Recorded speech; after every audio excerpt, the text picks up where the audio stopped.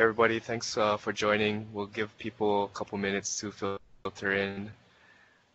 So we'll be starting shortly.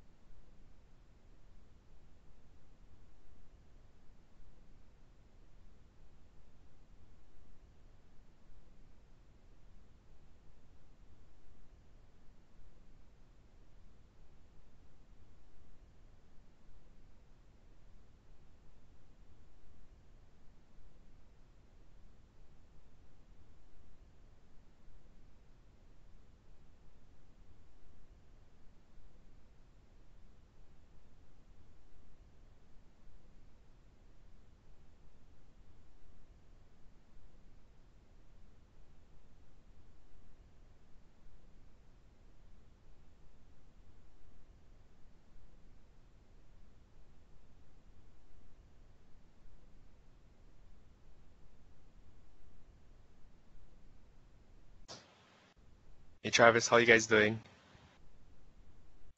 We're doing pretty good. Yeah, we're Okay.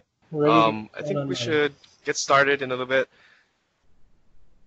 as people can kind of file in.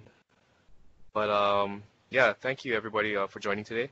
My name is Bryce Fujii from the Office of Enterprise Technology Services.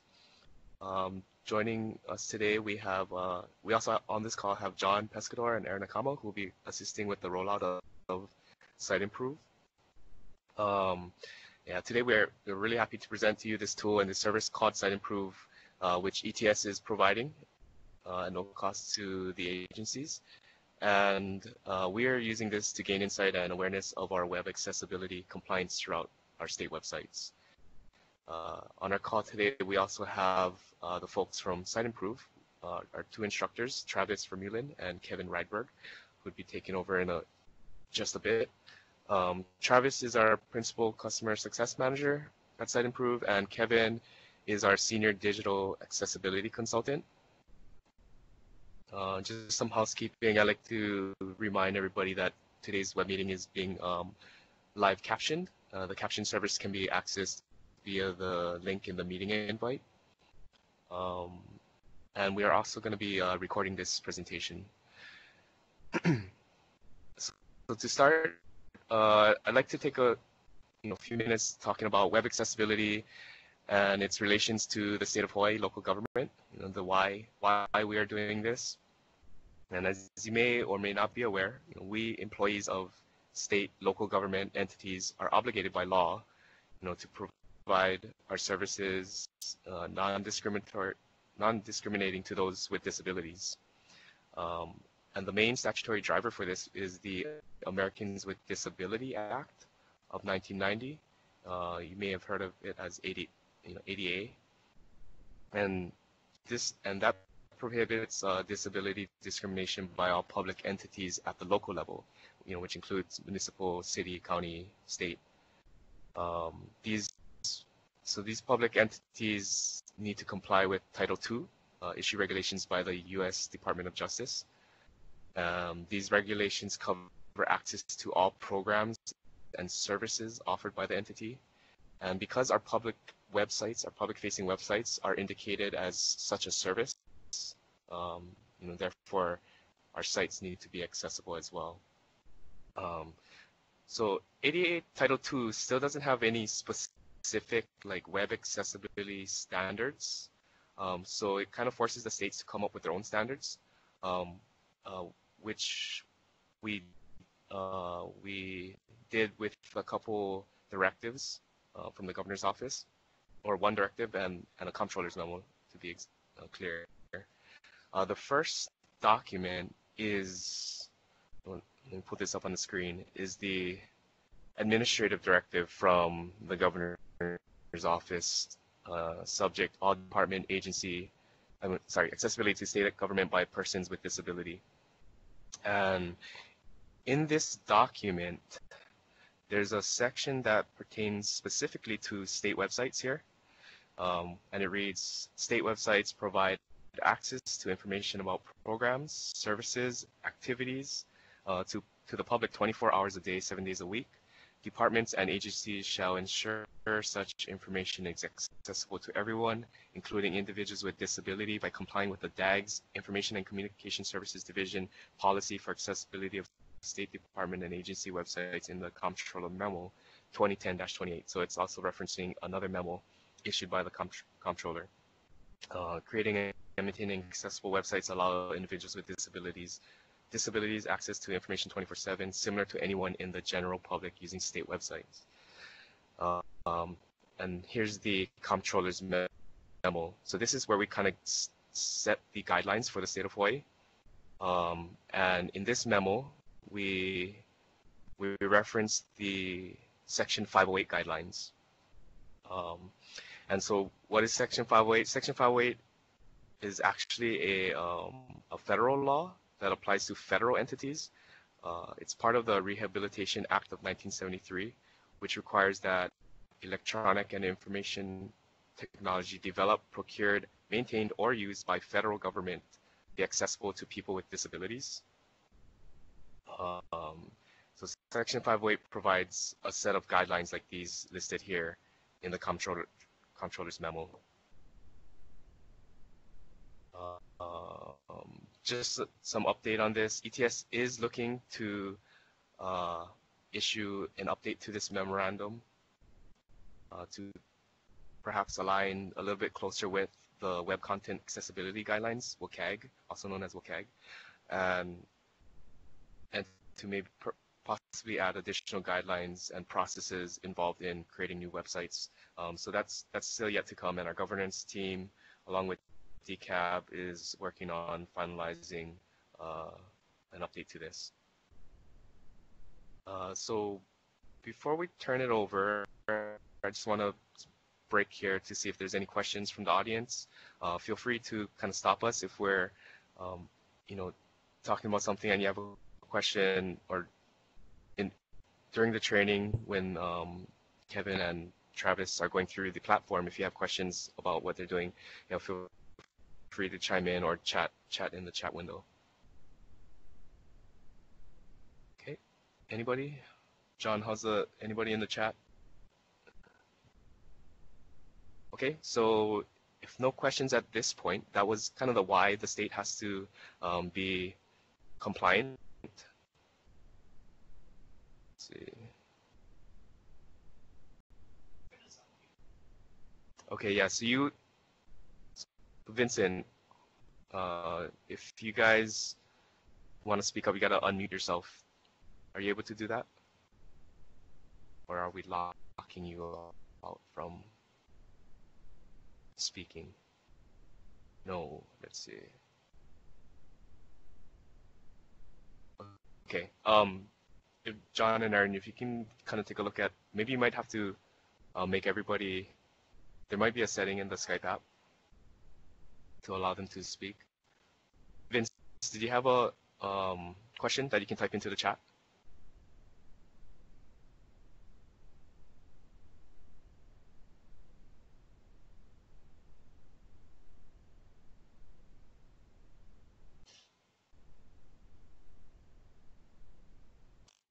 Okay, well, we can continue, I guess. Let's see. So yeah, next up will be the. Can you hear me now? Okay, yeah, so the presenter unmuted us, so now we can speak in when needed. Okay, good to go. Okay, Okay, cool. Thank you. Thanks for pointing that out. Okay, so Travis and Kevin will be taking over the remainder of the meeting to discuss their vision for a better web for all and also dive into the Siteimprove platform training. So go ahead, Kevin or Travis. All right. Thanks, Bryce. I appreciate the introduction. Excited to talk with everyone today. We are going to be taking a deeper dive into the Siteimprove platform. And as Bryce mentioned, the initiative with our software, our platform, is to help make sure that you can be presenting an accessible website. And a big part of what we do is reporting. So being able to have your site that you're responsible for, show you where the potential errors are out there. And I know Bryce threw around some Section 508, WCAG 2.0, WCAG 2.1. So just like anything, they make some fun acronyms that you'll start to become more and more aware of it. But it really, as Bryce mentioned, it does stem from the Americans with Disabilities Act and where the digital space is moving. So that's websites, that's documents, PDFs are going to be more of your accessible documents. An HTML web page, if you're going to throw something out there, is going to be one of your most accessible for people using assistive technology. But it's going to just it's turning into just part of the web responsibilities. So as you're going through, you're making updates to your content. Can't hear. Sorry, just pausing. Can't hear anything. Is everyone still able to hear me, or am I muted? There may that looks like Deborah's just having an issue, so John will help her through that. Oh, all right, sounds good. So you can continue. All right, sounds good. So I'll keep going, but just where it's in the physical space. So you wouldn't see a courthouse, you wouldn't see a building without an elevator if it's multiple stairs. And if you do see those, you see renovated buildings, and the cost becomes really expensive if you're, again, trying to renovate, do the add-ons. So it really is, it's cheaper to do at the beginning of your project. So as you're thinking about website redesign, as you're updating your content, just putting in the accessibility features right away, because it does take time to come back and do it on the back end. So looking at the Siteimprove platform, I guess I should have done a quick introduction of myself along with that. So as Bryce mentioned, I am a Principal Customer Success Manager here at Siteimprove, and I've been helping the state of Hawaii implement this platform and this software, and we're excited to roll it out to everyone. Everyone's going to be able to get access. The license is unlimited, so if you have people in your office change, don't worry about trying to sneak someone in there. Unlimited license, so you can get in and take advantage of the platform. Unlimited users license. Also have the ability to scan additional websites under the hawaii.gov domain. So knowing that we can cover that. My role here is to make sure that you and the full state can get full value out of this platform. So it is going to be meeting with Bryce, Michael, John, the primary admins of this on a regular basis, and then also making sure that all end users are aware of some of the helpful resources right in the system. So today I'm going to point out a lot of the helpful resources where we're going to go over a lot. There's going to be a lot of information. This is recorded, so you'll have this to come back to. But if you go, you know what, I don't want to listen to that guy anymore, I want to learn on my own, or I want to listen to another webinar, we have monthly webinars, and we have on-demand training, we have interactive tutorials, just all on the platform. So with this, what is Siteimprove and how are we collecting this data? Right now I'm looking at just the elections website. My view today may be a little bit different than what you see as it goes through, but being able to get a high-level digital certainty index, quality assurance, accessibility, SEO, all of this information is information that we're pulling for, I'm going to use these words all interchangeably, a scan of your website, a crawl of your website, or a spidering of your website.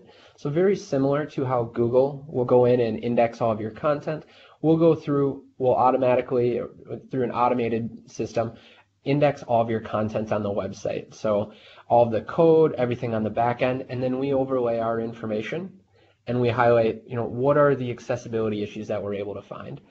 Quality assurance, that's going to be your broken links and misspellings. SEO, that's your search engine optimization. So are your pages out there, are they going to appear in a Google or Bing search? Ask questions as they come through. I'm more than happy to stop, and then I'll be checking in on that chat feature at certain points too. So, but feel free to interrupt me if you're seeing something and you want to take a deeper dive if after I went through it.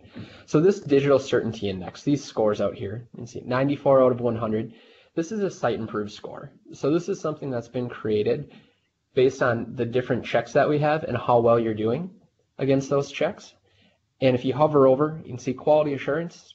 Elections is doing good. Very few broken links, very few misspellings. The readability score, so is the content prepared for an 8th grade level, high school level, college level? Where are you at with that? And it's also where we inventory all of your content. Web accessibility, this is going to be the WCAG 2.0, that web content accessibility guidelines. Anything that we can check through automation, we'll put in here. There are checks, though, that need to be done manually, so we'll go through some of that. SEO again, search engine optimization. And if you've put a script on your website, you get some usability data. And what usability is, think of it like analytics. It's not our full-blown analytics tool, but you get page views, you get clicks on links, you get clicks on documents, and then something that not everyone will have access to, and I think that's just fine. You may see a response, or it may be hidden and you're like, oh, where is that? Just to give you a quick heads up on what this is, it's a different part of the service. This is where we're monitoring for site uptime, and the users that need to be alerted when the site goes down, they're alerted via email or text message through an automated process. The last tool that we have for just a really quick high-level overview towards that bottom right is policy. And think of policy like your own site search. So if you want to find a specific name, someone left the organization, you don't want their email out there, you have a new initiative come up where we need certain writing, we need the state seal on every single page. We need the governor's Twitter feed on every single page, and it's your responsibility where it may be out of template control. You can create a policy to find any page where that exists or where that doesn't exist. All right, looking at the left-hand navigation, this is going to be the menu, and this is going to get you everywhere into Siteimprove, all the different portions of the platform. As we're going through, though, I'm going to go top right. We have our Help Center, and I mentioned after today's call, this will be recorded, be sent out, and how else can you get helpful resources? Help Center on the top, being able to dig in. We have a full team that's dedicated to this area, so it's updated daily, being able to have new articles, search field out here, and then for everybody, after today's call, if you still feel like you need more instruction, I'd go to this Getting Started section, and here's where we catalog our interactive tutorials. So step-by-step process right through your own website. I really like these because it is working on your own website and accomplishing something as it goes through. If you're more of a webinar person, scrolling down, we have on demand that will walk through more of the quality assurance, broken links, misspellings part of it. And then we have those live twice a month too. And if there's a need after today's call where say, you know what, we want to hear more, or we want more information just on my website, we can always work with Bryce, we can work with John, Michael, and we can schedule another one. Along with this, I am coming out to Hawaii next week, and we're going to be doing more training sessions on site. So if this is something where, you know what, I just want more of this, feel free to come. I'd love to meet you in person and have you in the room. But along with this getting started, I'm just going to close out of this window, bring us right back to the platform. We have our Help Center out here, guides, FAQs, same information, just a different way to get out there. So that's what you're going to find throughout our system, is we present a lot of information, and there's really no one way to do it. So trying to find something that works for you. And as you're clicking around in here, it's a challenge, I would say. Get in there today, start clicking around if you have access. It's been set up with single sign-on, so using your internal single sign-on link, and then start clicking around because you're not going to break anything in the system. And if you make a decision, if a change is made out there that you're like, I shouldn't have done that, I didn't know I had access to do that, it can always be undone, and you're not going to, again, break anything on your website. So we're a reporting system that's going to work right alongside your WordPress environment, so making sure that we can report and give you these errors. The reports, we scan your website once a week. So once a week, you'll get updated reports. You should get an email saying, hey, here's my updated broken links and misspellings. Here's my updated accessibility. And then those reports are archived in Siteimprove. The last Help Center article, just right in the platform, along with just help information that we'll find throughout. Question mark with a blue box on the far right-hand side. Another area. This is connected right to our full Help Center search. So when you got those footprints out there that are a little bit small, these are these interactive tutorials that will walk you through what's going on in the system. I want to create my own customized dashboard. How do I do that? Being able to click through, you can see green box, highlights it, gives you some help text out here, and then it'll navigate you through. So I'm going to navigate back to elections. I think that's a good one to look at right now. All right, as we're digging into this, I'm going to start out with quality assurance. I know accessibility is going to be the big focus, but I think getting a handle on navigating the quality assurance portion of the system is going to make working on the rest of the site and working on the rest of Siteimprove a lot easier. It's something that everyone should be able to do: fix a misspelling, correct a broken link, unhyperlink something if that's going to be the case out there. And then again, once you get a handle on this, I think navigating through accessibility is going to be a lot easier. And it's also something that I know Kevin's mentioned before, other accessibility consultants on our team have mentioned. It's not a part of the guidelines, the WCAG guidelines, but a broken link, misspelling, that impacts a sighted user, it impacts non-sighted users, someone with a disability. So it's making your website more efficient, and it's improving it kind of all around too, making it better. If you're putting content out there, you want people to be able to get to it, and you want a good end user experience. And really, we're here for that service and this reporting tool to make your responsibility of managing the website and even just giving you visibility into what do I have out there a little bit easier. So clicking around, left-hand navigation, you can see I'm dropped into the quality assurance.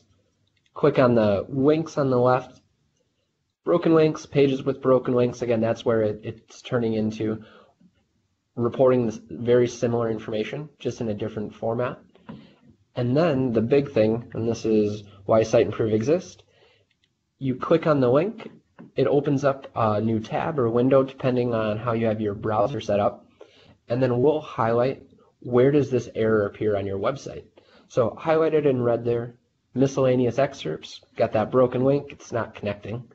Then you'd go in, top part of the system, edit in CMS, clicking on that. This is, we call it deep linking, but it brings you right to your page in WordPress. So I don't have WordPress access. I'm not a State of Hawaii employee, so I'm not getting in there. But that's that one link that can really help out and then make your job of working back and forth in between the systems a little bit easier. So find the link, edit in CMS, unhyperlink it, remove the link.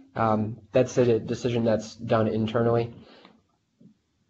And then what can be done if you go, all right, well, we just scanned it on the 20th this morning, and I want it updated. I want it off my list, top part of this page. You can recheck the page on demand. So it's not as fast as a browser refresh, but you don't have to stay on this tab or window.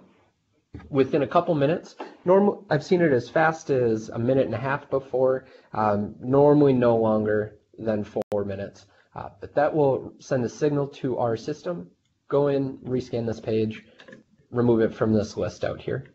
Just the opposite, broken links, same idea. It's giving the information, navigating back and forth. So now I have the actual broken link, and then I can go out with the magnifying glass, and I can get to that page report too and see, where is this broken link. So I wanted to spend a little bit more time on this page report. So we're in the quality assurance section. We're looking at broken links. If there's any misspellings out here, we'd be able to come take a look, and I just hit the back arrow right next to the broken links back on the top left out here. And I'm able to see all of the other quality assurance errors. So no misspellings. We do have some readability. So readability, again, what grade level is it at? And this can give you that quick look into how many syllables are in the word. Do we have any run-on sentences, any really long paragraphs? And something that I really like, and if you're not technical, you're out here and you're like, where is this error? it's in a drop-down menu, or it's not necessarily that easy to see with the highlight. Top part of this page report, I like disabling the CSS, so the style sheets. Obviously not as pretty out here, but it sometimes can make it a little bit easier to see. And then hopefully, if you're a developer, I mean, then you'll love it. But if you're not and you say, I don't want to spend any time in the HTML, hopefully you don't have to. But this is really what Siteimprove is doing. We're going through all of the code on the back end of your system, and we're highlighting, we're scanning this, and we're inventorying all of that. But again, for the most part, you should be able to stay in the page content as I click around fairly fast, and then see again that red highlight. All right, I'm going to close out of that window, and we'll continue back in the platform. And you're going to notice that's kind of my best practice tip in the workflow. When you're done working on a page, because we are the reporting system, you're making the updates in WordPress, next thing you know, you have 20 tabs, 20 windows open. Just for ease of use and workflow wise, I would close out of those as you move on. That way you're not spending time going, oh, did I fix this? Did I not fix it? Did I run a page recheck? Because that's something that it can take a little bit more time, and then it's sometimes frustrating. All right, so just stopping, looking for questions right now. All right, continuing on. Quality assurance, I'm going to start at the QA overview again. So what we have out here is fix these issues, exactly what it says, improve your score. So start working on the broken links, misspellings. Really nice thing too, and it's going to be something that we're going to see in accessibility, is what are the items that have been checked that are not an issue on my website? So I am spending a good amount of time in quality assurance just because I want everyone to know that there's a lot of action items across the whole platform and additional things that we're checking. So unsafe domains, we've linked into Google's API, and Google has obviously the biggest inventory of the web out there. So what have they identified with potentially malicious content?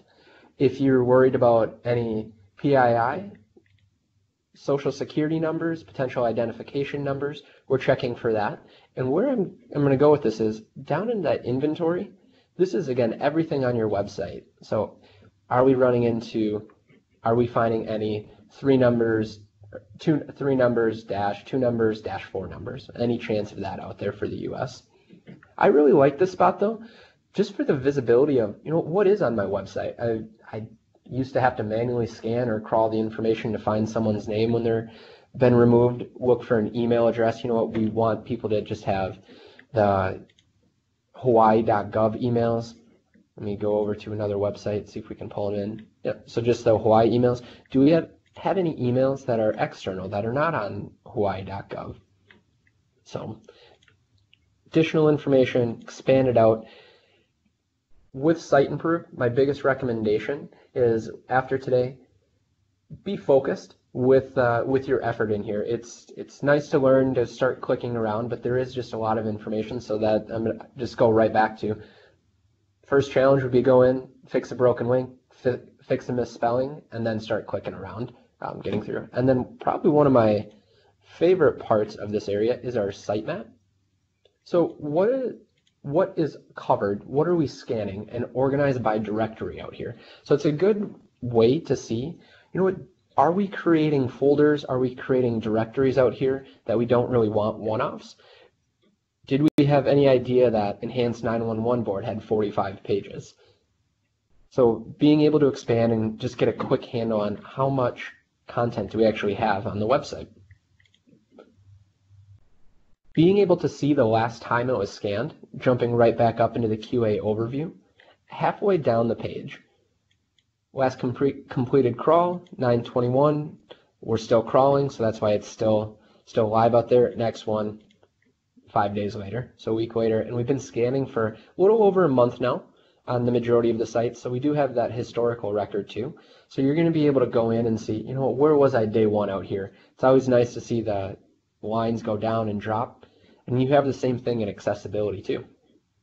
I'm going to look at misspellings just to show you what this looks like too. And I know this is just insight and good to know for everyone. We're checking US English. I know there's a lot of Hawaiian terms and phrases out there that we may flag. We are working on site-specific dictionaries and the ability to add more than one dictionary to check it against. So putting in Hawaiian out there, UK English, but again, we're checking US English for our dictionary right now. And very similar to the navigation of broken links, it's going to be your magnifying glass that sends you right back out there. Opens up page report, and then we'll highlight right where description is misspelled in red again.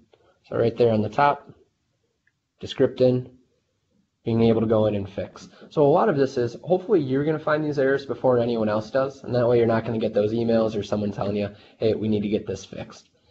Along with this, let's say you're responsible for the website, but you're getting help or you can't fix an issue and you need to send it to someone else. You're working with another vendor, you're working with ETS, and it's a part of a template that needs to go to them.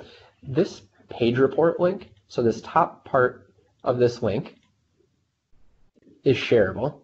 You're able to copy this, open up, put it in an email, put it in a new browser. Only difference would be it wouldn't have that user access out there, but again, you can share it. That way you don't have to do a lot of screenshots, you don't have to do a lot of copy and pasting, explaining the issue. Just be like, hey, here's the link, here's the issue on this page, can you go and fix it? All right, closing out of some of those. Before I navigate out of quality assurance, does anybody have any questions? Hey, Travis, there's a question in the chat. UC is asking, are there custom dictionaries user-specific or can they be shared? Right now, dictionaries they're shared. So unfortunately, it's not user-specific. It's the one dictionary for the account right now, and that's something that Siteimprove is investigating. We don't have the solution rolled out yet, but so no. Okay. So that's kind of the short answer to that is nope. They're shared. Okay, and then he had a question previously about WCAG 2.1 support. If you can explain about how the Siteimprove service uses WCAG. So we are currently rewriting and updating our web accessibility checks. With the WCAG 2.1 support out there, the majority of the WCAG 2.1 are manual checks that need to be performed by a person going through and checking it. So as updates are made and an automated check of it can be done, we'll add it to the system and we'll let you know. But it's my understanding right now there's not going to be one whole rollout to be like, all right, now this is all 2.1. But I know looking at internally what our teams are investigating with that, the majority of the 2.1s are manual checks. Yeah, great question, Wayne. Can you ignore old post? Can you pick and choose content? So it's something that needs to be done by the administrative staff. But what we have the full ability can control the crawler, the scanner, the crawler, the spider, the logic, and say, you know what, we don't need to scan anything in, I'm clicking around, but let's just say anything in the blog directory. I know I went out to a page that doesn't exist, but that's something you say, you know, it's old content, it's out there, we're not going to fix it, we don't want reporting on it. Exclusions can be put in place to limit what our crawler sees. That is working with Bryce and the admin staff. It's a back-end part of the system, but that can be done. Yep. And Travis, maybe touch upon the Siteimprove analytics, you know, as far as prioritizing, you know, which pages are being hit the most so that you can kind of tend to those pages first. Yeah, so I quickly mentioned that usability. So what everyone has access to is Siteimprove usability analytics, and I'm going to jump in between quality assurance and accessibility for this one. But what you have is, if you're looking at broken links, we'll tell you what links are being clicked on out here to really help out with priority. So when you do log in, say, well, I have this full list. I have 83. I wasn't planning on spending my whole day just fixing broken links. What should I do right now? Work on the ones that are getting clicked a lot.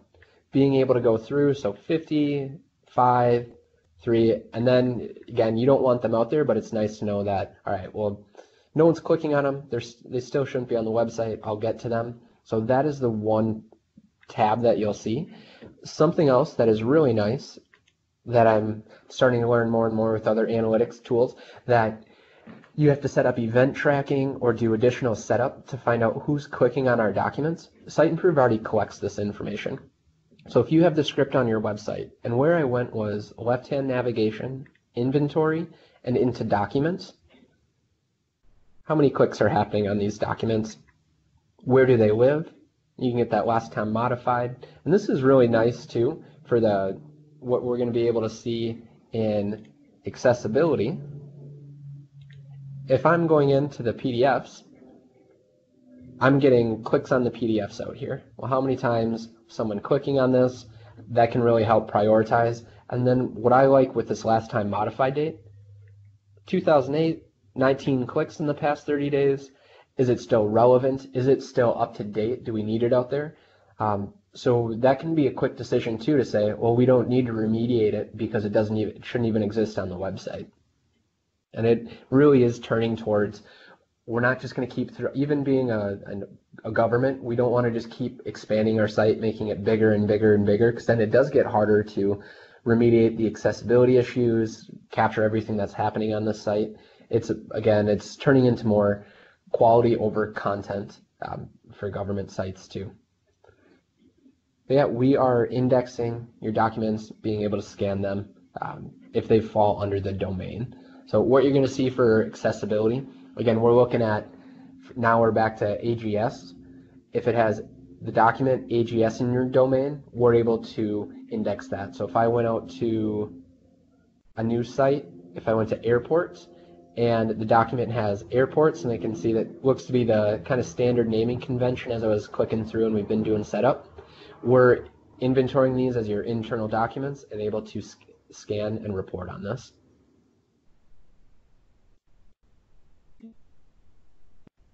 All right, so I know I jumped around a little bit, but I'm going to jump into quality assurance just to pause again. Any questions on this portion of the system?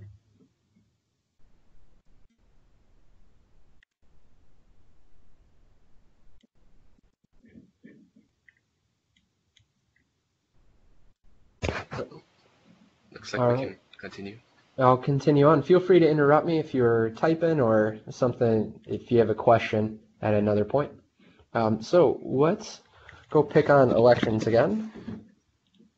And let's jump into accessibility. So very similar look and feel. You can see we got the circles out here. A lot of work has already been done at the template level, at the part of the WordPress, part of the website that you may not have access to edit. I know we're looking at a 64 out of 100, a little bit below. I want everyone to know though that you're moving in a really good spot. This 92 for errors and warnings, that's a really good number out there. 85 and continuing, where you're getting dinged is there's still a lot of pages that have a lot of errors out there. I'm going to jump into issues because that's how I'm going to explain these errors, warnings. So the way Siteimprove has identified accessibility issues, we've broken them up into errors, warnings, and items that need review. Right now we took the stance of if we can report on it or identify that there's an element on your web page, let the user know and let them make the decision. So you are going to run into some issues out here that are review items. These are items where it is more of a manual process. We're able to identify that there's landmarks out there, that there's a tabbing sequence, but we're not able to determine, is it in a logical order? Does it make sense the way it's going? So we'll report on it, the ability to make those decisions. A level is going to be your biggest focus, and this is the A, AA, and AAA. As I scroll down, we have them just color-coded out here. These are the WCAG guidelines. That's how it's broken up. AA into A is going to be your section 508 to be able to hit that. So section 508, the federal guidelines, and that's where people are moving towards. They want to be 508 compliant. AAA, this isn't going to be your low-hanging fruit. It's not something that and I know we don't even have that many, and some of them are almost done, but it's not something that you're going to go in and say, all right, well, these are the easy ones before I tackle what I need to be. I'm going to get rid of these. These can sometimes be a lot tougher, the AAA. So where you're going to get the biggest bang for your buck and where you're going to make the biggest impact for someone with a disability navigating your website. And as I say that, I'm just thinking out loud, making a website more accessible makes it better for everyone. So if you think about even the physical accessibility features, so elevators, easier, so you don't have to climb 100 stories. As you're walking on the sidewalk, the curb cutouts, it's easier for everyone. Being able to go through it, same way with the digital space. You make your website more accessible, it's making it better for every user that navigates to your site. I also like this Issues tab. It's going to be very similar to quality assurance, where we report same information over, but I like the Issues tab because you get a nice view of how close am I to knocking some of these out, and you can get really specific. So if you, let's say you're a content editor, you go, well, I don't know coding, I can't fix some of these issues. Don't let it sit, get help, send those issues out. But if you want to say, I need an action item, just tell me what I need to do in here, I normally come in and I would pick either the webmaster or editor task. All right, we shrunk it down to 31. I would go to the conformance level using these drop downs. I would go down to AA, now we're down to 21. Errors, kind of the more egregious ones, now we're down to 6. This is a much more workable list. And if this is something where you wanted the whole time to come in, these filters are sticky. So they're sticky by user. So as you come in, again, you want your list shrunk, you just want to look in and see, you know, how am I doing on these specific issues? This is the impact that I can make, and I can make a change on these. Use this. So let's go out just like we did with broken links and misspellings. Heading is missing text. All right, so I'm going to click on it. We have our graph of how have we done over time. We have our help text is right in the tool to say, you know what, I don't know heading missing text. I really am not sure what's going on out there. So we'll tell you. Magnifying glass again out.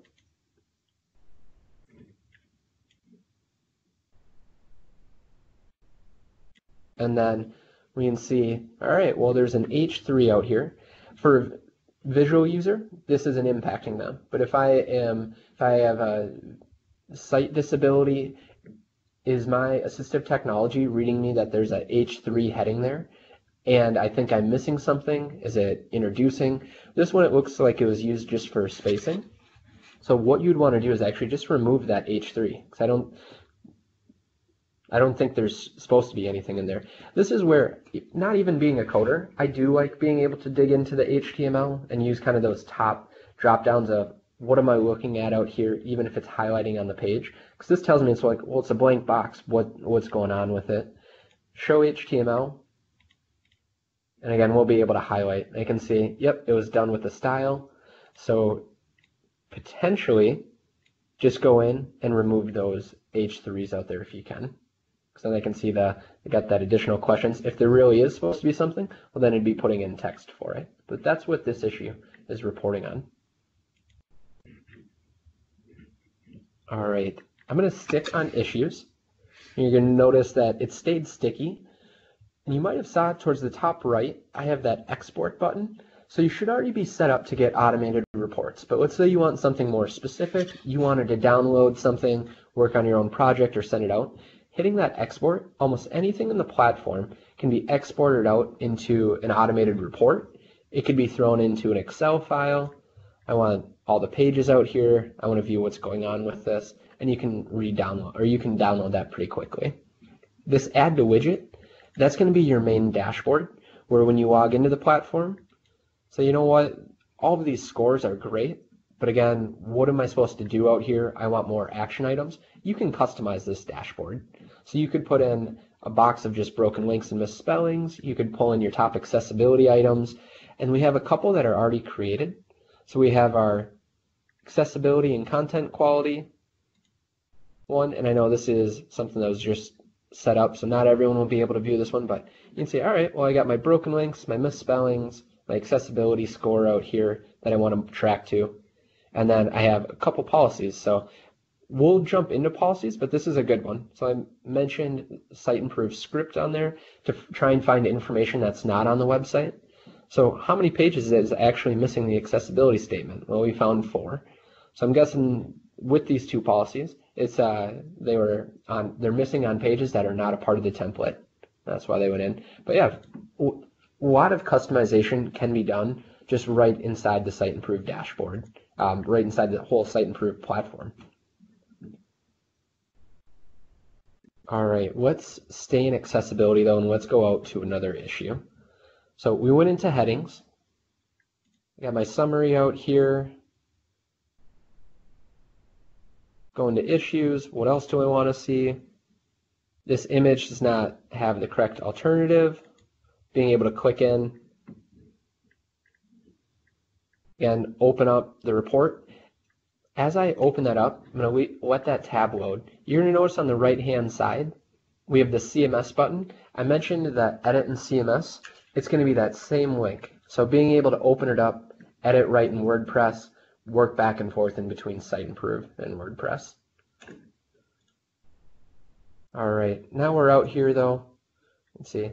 All right, so we have this item. It's kind of difficult with the highlight, but it's the banner scrolling through, and we're finding empty alternative text out there. So highlighting where the area is. Can you go in? Can you update this? Again, working internally, if it's an issue that you don't have access to edit, if you're responsible for the website, you need to get that in front of someone that can edit that and being able to identify those issues. Also, using the page analytics, a lot of people go in, so this is just one issue, but being able to help prioritize. How many people are viewing this page? This analytics is just the previous 30 days, so just a heads up on that.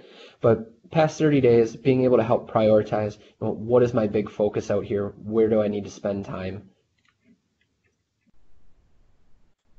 All right, so I'm going to continue navigating a little bit, and then I know Kevin's joined, and he wanted to go into some priority issues too. So I'm going to pass it over shortly, but as we go through guidelines, similar idea, just presented in a different format. And I really like this page to get a high level of, you know what, yes, I still have issues out here. I still have items that I need to fix, but what am I doing well? These green check marks out here, being able to get a quick look at that. And what you'll notice out here is the grayed out issues. These are issues that an automated checker can't check. So these are the ones that part of the guidelines, some of the manual testing to work back and forth in here. Quickly dropping down to pages. Again, similar idea, just a different way to present this. No right or wrong way. I like working off the issues tab. I know one of our accessibility consultants really likes working off the pages tab. If you do have more of that developer background, because you fix issues on a single page, a lot of times it is template level and it populates throughout the whole website. But again, clicking right on the link will pop it out. But yeah, so I want to introduce Kevin again. Kevin Rydberg, he's our senior accessibility consultant here at Siteimprove. He's very knowledgeable in the accessibility field. He knows what's going on out here. So he came on today, and he's going to be coming out in person too to present on more what's going on with kind of the world of accessibility, and then also again being really specific, getting into some of the details of, you know, what should I do as an editor? What are some of the things that I can do? And before I guess I pass it over, I just saw a question come in. Will we be able to scan sites for state agencies that aren't on the hawaii.gov domain? Example, libraries, hawaii.org, courts, state HI. So all of them, we should if they are under the state agency. So for state agencies, yes. So as long as it's for the state agency, we should be able to get that in there. But that's going to be, I think, a bigger conversation. And I know for this portal one, it's going to be, can our crawler get in through the login credentials? So username, password, are we able to scan that? But it's something that we've done in the past. Yep. So Rosie, just to reiterate what Travis was saying, we do have the ability to add websites that are non-hawaii.gov domains. But actually, we have a couple exceptions in there right now. I think we have like Hawaii Tourism and a couple other .org sites. So we have the portal.ehawaii.gov being crawled as well right now. All right, Bryce, can you turn the presentation over to Kevin? Yeah, so he's been promoted to presenter. He can just go ahead and share his screen, and he should be good to go.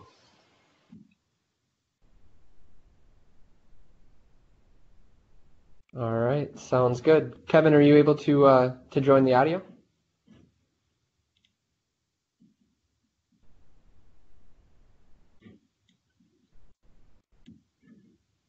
Well, Kevin is working on this. I can continue on, and we can go through the rest of we can continue with the platform. Yeah, but Kevin, interrupt at any time or put in the chat if you have run into an issue. But I mentioned, and we stepped in here a little bit earlier, into our PDFs area. So again, we are looking at the documents. Big thing with this, I like machine readable and tagged. These are going to be your biggest issues. Make sure that they're both. That way it's not just a picture of the website. Once it's a picture, it's an image with no information out there, making it very difficult for anyone with a sight impairment, sight disability to be able to see what's on that.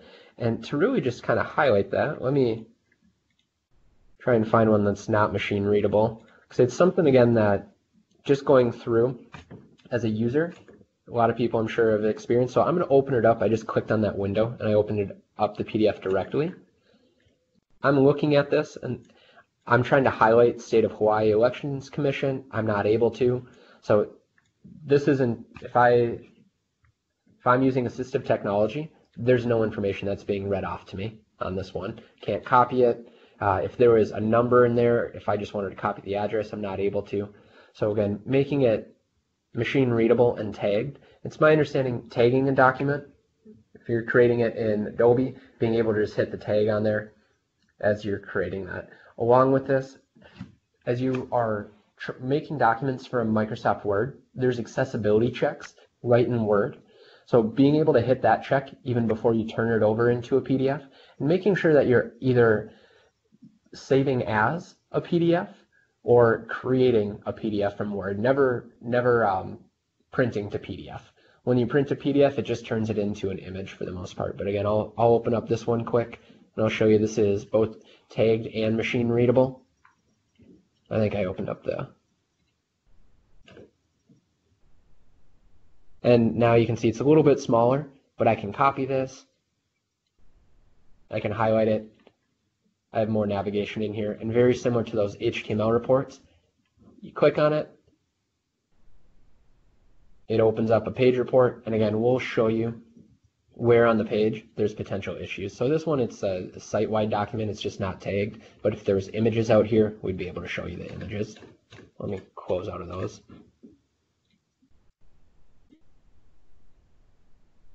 All right, so Kevin's calling back in. Let's continue just kind of in accessibility. So I mentioned the Help Center resources on how do I get into the Siteimprove platform, but let's say you want additional help where I need more just knowledge on accessibility. We've had a lot of trainings internally, high level, but I want to be certified, or you have someone new to your team and you want to get them involved and you want to provide the information. Help Center, and then right into the Academy. Every user has access to 4 courses. 2 are specific to accessibility. Another one is for web analytics, and then another one is for SEO fundamentals. But the general digital accessibility basics, this is a great course, especially if you're brand new to digital accessibility, to just get a high-level overview. It is a certification course. And then if you're trying to say, you know what, I want to put more action in, I've clicked around, I've watched some of the trainings, but I need more help again, using this course can help implement that. SEO fundamentals and the digital analytics basics, these are both great as domain knowledge themselves. I tie that in with the first one up here. It doesn't have to be specific to Siteimprove. You can take this knowledge and you can use it on Adobe Analytics, Google Analytics, you can use it on another tool. Same with SEO. We hope you use it on ours, but again, probably about an hour and a half, less than that, probably about an hour, interactive. It's not necessarily just a sit back and watch a webinar, so definitely great courses. And I recommend and try and challenge everyone to get in there and try and take them, because I know everyone has so much time on their hands. And I say that definitely with tongue-in-cheek, which I know is kind of tough on the webinar, but if you do have time and you want to get more information, the Academy is a great spot. Along with the Academy, if you're looking to connect about, hey, you know what, I really like Siteimprove, I didn't see if they had a specific feature out there, or I just had a question in general that it's not a question on the platform necessarily. It's, hey, what are other people doing with accessibility? We have a whole community out here, operates just like any other community. The good thing with this, though, is it's monitored by our product teams. So if it is more of a feature request or a question on, what is going on with WCAG 2.1, the worst that you're going to get is an answer from a member of our product team. So you're connecting with the right people over here. Highly recommend it. And now that I'm in here, I realize I forgot about connecting with us. We are software. I hope you don't find any issues. I hope everything works perfectly. I know that's not the case always. So if a question does come up, best way, submit a new request right through the Help Center. So it's going to be in your top right. Let me navigate to that another way too. So we're in the platform, Help Center, and it should be on every page within the Help Center out here. Submit a new request, connects with us. I know we're located, Kevin and I are located in Minneapolis, but we have offices around the world. So definitely use this. You have support across the world to have questions. So don't feel like you only have a couple hours to connect with Siteimprove. So again, submit a question. And that brings me into kind of something that you're going to find, especially because I challenged everyone, go in and fix all your broken links. You may find that we're reporting on a link and you say, well, that's I can connect to it. Why are they telling me it's broken? The system's not working.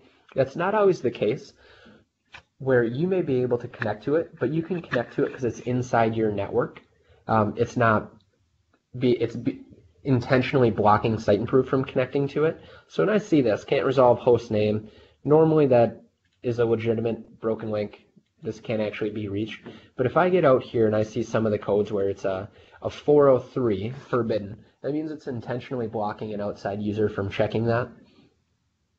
See if I can find one quick. So right here, 403 forbidden, Hawaii press.books. Click on it, run into this. Yes, I can eventually get to it, but should I be able to get to it, eventually land on that 403? Should it even be out there? So that's why we report on it. If you do have a question on, hey, I can connect to this, it's available to the public, what's going on with this, reach out and let us know. There's some configurations kind of on the inside of our system where we can potentially hide where we're coming from and get in there to actually check the status of that link. But focus on 404s and the ones that are broken out there. Travis, can you hear me now? Yep, we can hear you, Kevin. Oh, thanks. I had called in on the phone line, but evidently it wasn't going to let me work with you on that. So I guess I'm ready to go here whenever you're ready to have me. All right, awesome. So we can, if you want to share your screen or take on over, I was going through a lot of the platform, trying to highlight some of the high-level accessibility issues. And again, everyone, we have Kevin on to give us a little bit more insight and more of the knowledge depth on website accessibility. Can you see my screen already? I cannot. All right, let's try one more time here.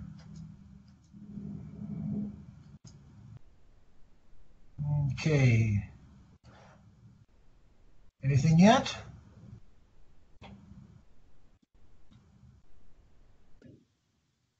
Nope. And I stopped presenting. So is it something where... I might have to be given permission or something here. Oh, you are. You're a presenter, Kevin. Okay, so you can see my screen now? You Not see yet. The list of 1, 2, 3, 4, 5? No, not yet. Okay. Do you have the monitor icon down below? And you Yep. click that and it says share your desktop or share your windows. It says share screen, and that's what I'm doing.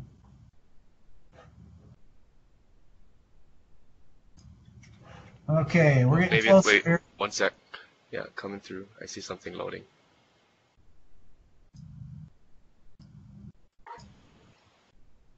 All right, let's give that a try. All right, can you see anything now? Not yet. Maybe Travis, you might have to share and he can There we come go. I got a little pop-up that said I'm sharing my screen now, so in. Okay, what do you give think? give it a moment. Yep, something's moving. Okay, we got it now. We're good. There we go. Hey, we love this technology stuff. So, all right. Well, hi everyone. I appreciate your time today. My name is Kevin. I'll be working with Travis. See you, some of you next week, I guess. And what we wanted to do today was we wanted to just give you kind of a rundown on some issues that you can manage very quickly and easily yourself. They're not necessarily code issues, but some of them are a little bit more code-based, like the tables. So what we just want to do today is we want to just show you that, hey, you know, you guys are showing us a ton of information in this tool. It's fairly overwhelming. I don't have a ton of background in coding experience. What am I supposed to do with this mess? So what I wanted to do today was I just wanted to give you kind of our top 5 for content people, walk you through some different ideas and get you thinking about accessibility and what's involved in making things accessible. There's a little bit of code to it, but it shouldn't be too overwhelming for you. A lot of this stuff can be handled right through WordPress. But I want to just give you more concepts than anything right now. So we're going to go ahead and jump in. And the top items I want to talk about today are going to be your heading structure, your image alt attributes, links, just a brief talk about tables, and then we'll jump back in documents. I know Travis has already covered a lot of this stuff already. So we'll take that information that he's shared with you, and then we'll build on that a little bit. So first and foremost, we're going to address headings. So if there's one critical thing that you can do to help assistive technology users navigate through your web page is to build a good, clean heading structure and use the headings correctly. Why are they so important? Well, number one, search engines use those headings. They index that structure of that page, and they add context to those search results. And you can rely on the heading structure and the importance of that information to get transferred right into what folks are looking for, both via internal search as well as the search engines.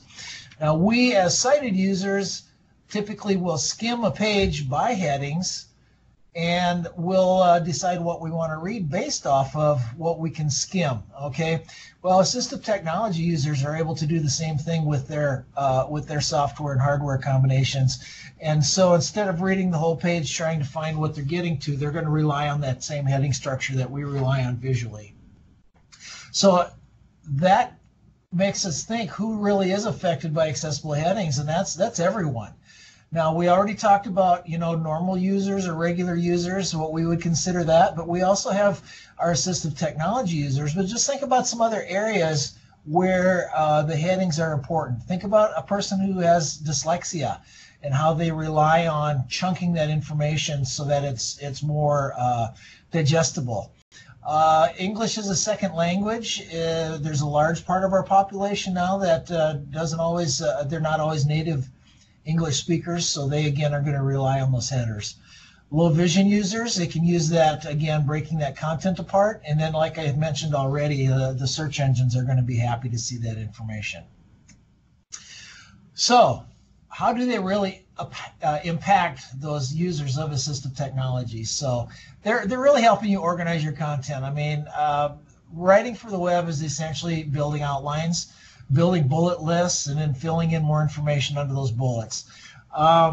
We don't really write a lot of prose online unless it's intentional. What we're looking for is we're looking for straightforward information. We're looking for just the facts. We're looking for a listed set of instructions, whatever the case may be. So more is not always better when it comes to writing out our content for the web. So with that in mind, just think about how we can organize based off of those quote-unquote bullets or headings, okay? So people that have problems with short-term memory, they really benefit, again, from those well-labeled chunks of content. So, you know, your main H1 or your main information of the page will be readily identifiable. And then how you break that information down, you can go down quite a few layers if you need to. Typically, you don't need to go that many layers down with headings, but by providing that good structure, that screen reader user can skip along and read the headings it's pretty straightforward. I'll show you here in just a moment. So again, heading 1, heading 2, heading 3, think about that hierarchy. And then what I've got right here is a visual display of a heading list. And this is what a screen reader user is able to get for information if they want to scan that page by headings.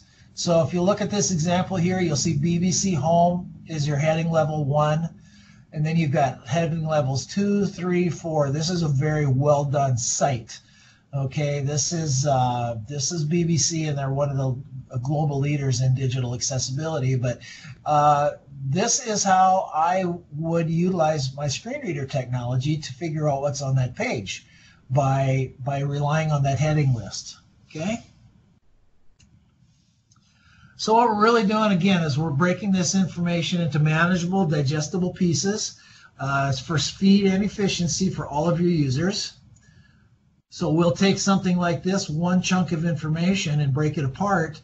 So now we have 3 smaller pieces of information that I don't have to read all of if I don't want to, but I can also, think about the hierarchy again. Another good way to represent this is through the use of this type of structure here. And we'll say, for example, we've got a list of all of the critters at the zoo, and that's going to be our H1. This page is really about what animals are at the zoo. Well, we've got different sections of the zoo and different types of animals that we want to display, so that would be our next level of heading, or in this case an H2. But then we can go down to an H3 and be very specific about, like, for example, the 3 different kinds of birds: ducks, eagles, penguins, or the reptiles, snakes, tortoises, lizards, things like that. So you can see how you can get very granular with these headings, and then if somebody wants to just come in and read about tigers, they can quickly navigate to the tiger section based off of those headings. Now, we saw an example of it a few minutes ago when Travis was showing us the one page, but there was a heading that was missing some text. Now, that can be a bit of a problem for assistive technology users, because essentially what you're doing is you're putting up a street sign with no words on it. Okay, you're telling somebody that there's a sign here, there's something that's supposed to be here, but I'm not identifying it. Now, it can happen in multiple different ways, and one of the most common is when you're copying from a Word document and building a web page. You're going to copy and paste off of that Word document, and anything that you've copied may be carried over. So you may have accidentally brought an empty heading over, or a heading that was used for spacing right from that document. So keep in mind that it's really easy to transfer that information, but it's also really easy to clean up, as Travis already showed you. So, but again, 3 different ways that this happens are copy paste. Sometimes we hit enter one extra time to get a little extra spacing in place. And sometimes it's built into a template. We're expecting something to automatically populate in that area. So it is fairly common, but it is something that can be easily remedied, and it's something that will make a difference very quickly. Now, another thing that we want to talk about, and I'm not going to talk about it a lot today, but when we do talk about coding, we talk about semantic markup. And what we're talking about here is actually marking up that heading as a heading. This is as deep as I'll get into the code today, I promise, but what we're looking at here is we're looking at a paragraph. And then we've used the font tag to size it, and then we're using a bold tag to make it, to decorate it a little bit more, when essentially what we wanted to do was we wanted to have a font that was 28 pixels and bold as our heading. Well, we can do that with CSS now, and look at the string of code. Okay, 3 tags versus 1 H2 tag. Now that H2 in this case would be all that you would need. It's going to tell the user that it is a heading, and it's going to be styled and look exactly how you want it to look. So we've gone from 3 tags down to 1 tag, and we actually have meaning behind that tag so that we know it's a heading. Okay? So again, I'll talk about semantic heading off and on throughout the day, but this is really what we're talking about, is marking up the information that we want to deliver as the type of information it really is. So just a few suggestions. Just keep in mind that main headings are going to describe your content. Subheadings are going to summarize or label different sections. You can utilize those keywords or phrases to help with that search engine capability, as well as really give people the clue of where they're going and the chunk of information that they're looking for. Try to avoid jargon as much as possible. Sometimes it is necessary, especially if you're dealing with, very specific state level terminology or scientific terminology, medical terminology, things like that. But wherever possible, avoid that jargon. Let's keep it simple, okay? Start those headings and labels with distinguishing information. So in other words, don't bury the lead. You saw that screen capture, and it's a very short phrase. So let's keep it very concise so that our users get that information right up front, okay? And then one other thing visually, do not use all caps for headings, because this gets into a whole different area, and we get to arm wrestle with our designers on this sometimes. But what happens is all caps, which are used for headings fairly regularly, are more difficult to read. Again, for that person with dyslexia, for that person that English isn't their native language, let's use sentence or title case for those headings so it's more readily readable for everyone that's coming to the site. Okay, now we're going to move on to alt attributes. Now you're going to hear me say the word attribute quite a bit today, because you maybe think of it as an alt tag. Well, an alt tag is not really the correct way to pronounce it or to use it, because the alt attribute is a part of the image tag, okay? So what we're really talking about here is an additional piece of information that we associate back with an image tag. So remember that images are a very important part of your communication. There's a reason that you're using those images on that page. You're communicating with pictures. They can also enhance comprehension. They can really, not only change the look and feel of the site, but you can communicate a lot of information with an image, okay? But the thing about an image is you always need to use alternative text attributes. Now, there's a difference between a title and an alt, and I'll talk about that in a moment. But what we're talking about here is alt equals. If we look down the list a little ways, you'll see that we've got the alt equals in kind of a code view. But keep in mind that when a screen reader comes to an image tag, the first thing it's going to do is it's going to look for that alt attribute, and then it's going to communicate whatever information is in that alt attribute to the screen reader user. So they're going to hear something like image child on bicycle, versus image slash images slash 2018 slash news slash October slash DCIM underscore 2715.jpg. You'll see where that alt becomes very important very quickly, especially when a screen reader is trying to read the entire path to try and interpret what that image is. So the screen reader users would call this probably the second most important thing that you can do. Screen reader users, blind people, do like images, especially when they have a good description, because again, they communicate a lot of great information. But let's say that that's just a decorative image. It's not there to communicate any information. It's really just part of the site layout, the decoration. It's maybe some sort of a little flourish on there that adds some nice artistic attributes. Well, if that's the case, then we want to use alt equals, and we call this a null alt attribute. So it's alt equals open quote, close quote, with no space in there, okay? This null attribute is read by a screen reader, and the screen reader says, hey, this image is decorative, I don't need to read it out loud, and it essentially skips over that for a screen reader user. So it takes a little getting used to, but you know very quickly which images really are decorative, just kind of eye candy, so to speak, and which images are there to communicate a very specific issue or item, okay? What's even better than using that alt equals null is to move those decorative or those design images into the CSS. That way, if you change that image in one spot in the folder, in the CSS, image folder, it's going to cascade through the entire site. So you can use that decorative image in the layout multiple times. You can use it in the template, And if you change it in one spot, it's going to cascade through everywhere. Now, one of my old positions was at a higher ed university. And when I took over the website, one of the first tasks that I had was to remove a 125th anniversary logo from the website site-wide. They said this event is over now. Everybody's been using this logo for the last year. Now let's go back to the standard logo.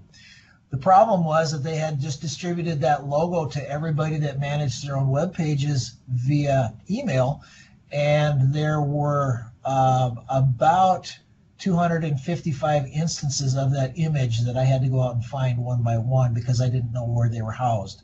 So this is a case where you'll see how CSS can play to your favor very quickly. Now, I mentioned title attribute a moment ago too.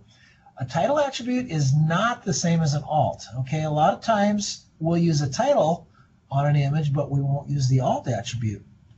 In fact, I used to do that myself as well. The title attribute actually gives you that little tooltip or that little hover information. So what happens is that is available for a sighted user, but a screen reader will not read that title. It's looking for that alt. So you can use a title with an alt, or you can use an alt with no title, but don't use a title unless there's an alt as well. Okay.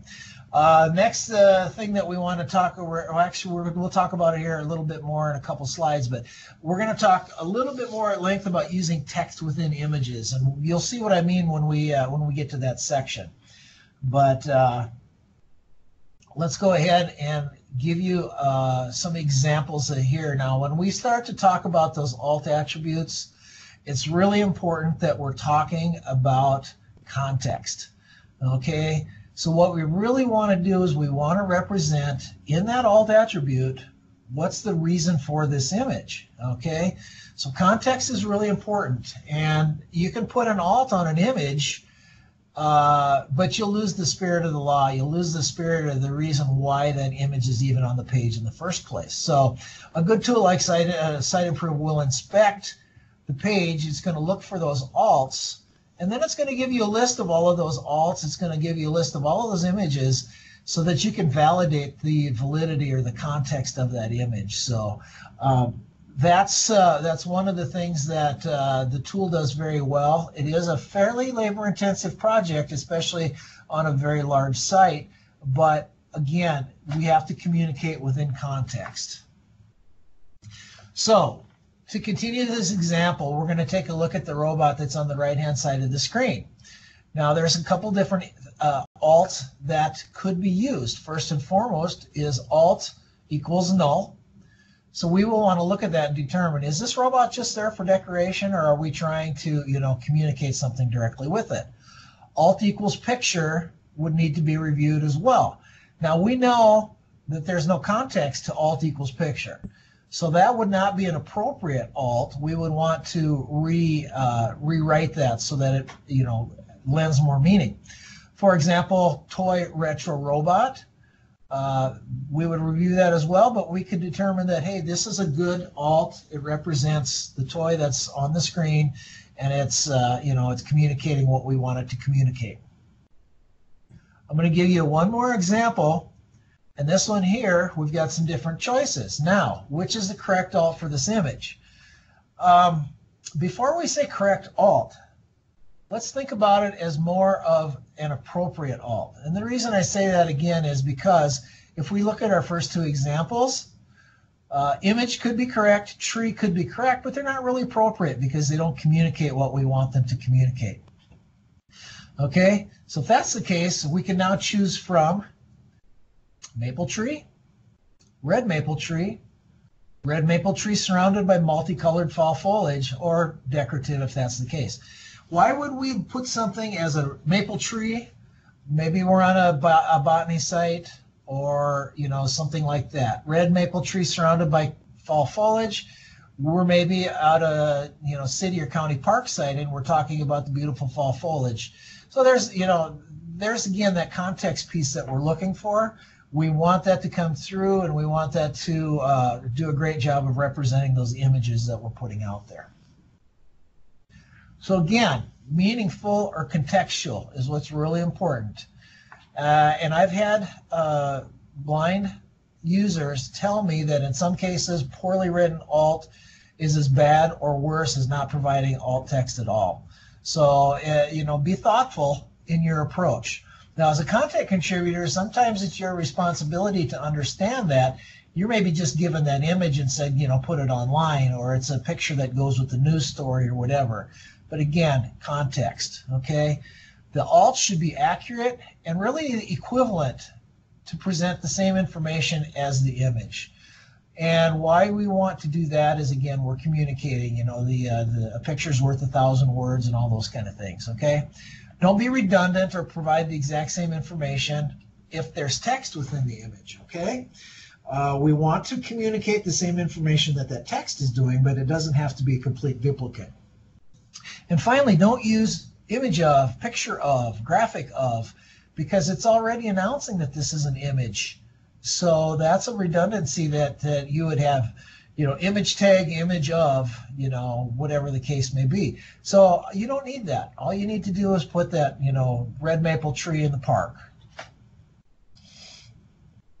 Now, we talked about images of text, and let me describe what I mean or communicate what I mean by that.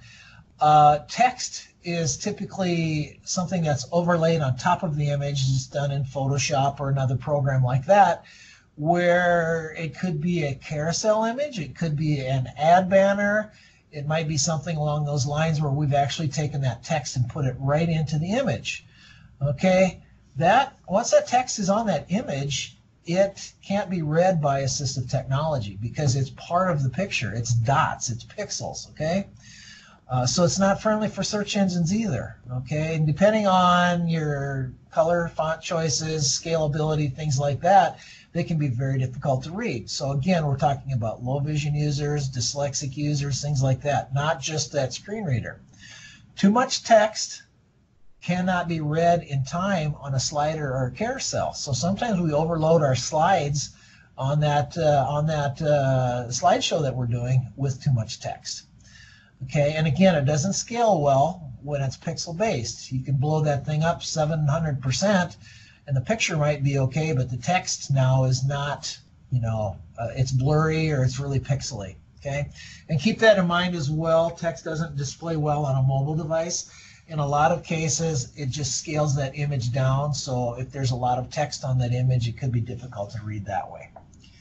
Now, as we're talking about your sliders and carousels, I'm just going to put in a word here that there is a ton of data that shows that sliders do not work anymore. They're getting to be a thing of the past. Now, that might be a tough argument. You typically have a marketing team or an office that says everybody's got to have their piece of the homepage, whatever the case may be. Those are political battles and arguments. You can't necessarily do away with those carousels, but just be aware that, again, there's a negative impact on your conversions. They're either ignored entirely or in some cases they're only clicked on maybe the first or second image. If you go 3, 4, 5, 6, 7 images deep because you think you need to get that information on the homepage, for example, you're not being successful in the analytics to show that. And according to James Roy Lawson, the carousel gets ignored, it's distracting, it squeezes out relevant content, and it does cause global warming. So I'm not sure about that last one or not, but don't shoot the messenger here, okay? So let's say that you're stuck using a slider, or you still continue to want to use a slider. Just keep in mind that don't use more than 3 images. Anything deeper than 3 will definitely be lost for sure. Try to keep them as photographic in nature as possible. And then there should be a caption or headline used that can maybe overlay or be underneath or part of, that carousel that's not necessarily the text in the image. Okay, make sure that they're relevant to the content. Don't use a slider for navigation. That's just going to send somebody on a wild goose chase. If there's a call to action, if there's a register button or whatever the case may be sure that that link is in the caption and not just the image itself. Okay? And then, again, make sure that you're using descriptive alternative text. If you've got, that image that is going to be in that slider, and it may be a call to action. You'll want to say register for golf tourney or whatever the case may be in that alt attribute as well. All right, we're going to move on from the images now.